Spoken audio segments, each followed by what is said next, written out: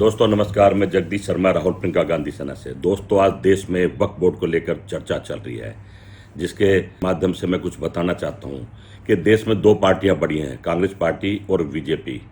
इन दोनों की विचारधारा अलग अलग है। मेरा नेता राहुल गांधी भारत की बात करता है और भारतीय जनता पार्टी धर्मों में अंग्रेजों की तरह फूट डालो शासन करो की बात करती है। बात वक्फ बोर्ड की है।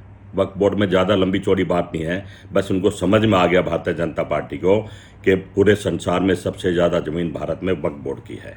अब उसको कैसे हथिया जाए, उसी के लिए जद्दोजहद चल रही है और नज़र भी आ रहा है। वो कह रहे हैं हम आपके धार्मिक मामलों में हस्तक्षेप नहीं करेंगे, पर हाँ व्यवस्था अपने हाथ में ले लेंगे।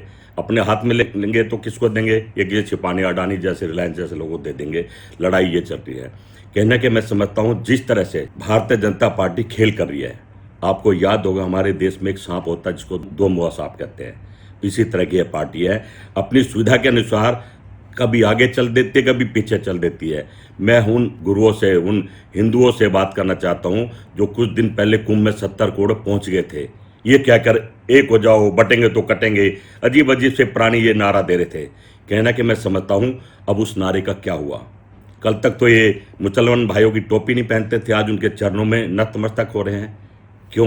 किस लिए? क्या आप बटेंगे कटेंगे नहीं चलेगा?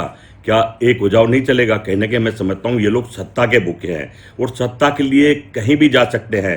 अब हिंदू राष्ट्र का क्या होगा?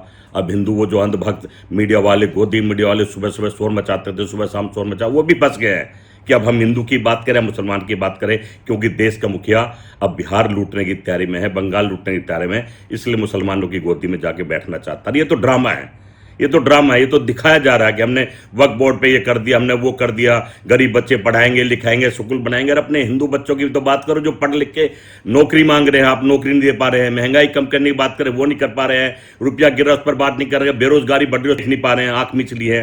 अब आपको बिहार और बंगाल नजर आ रहा है और सत्ता नजर आ रही है। कहने के मैं उन हिंदुओं से बात करता हूं जो सच में हिंदू हैं।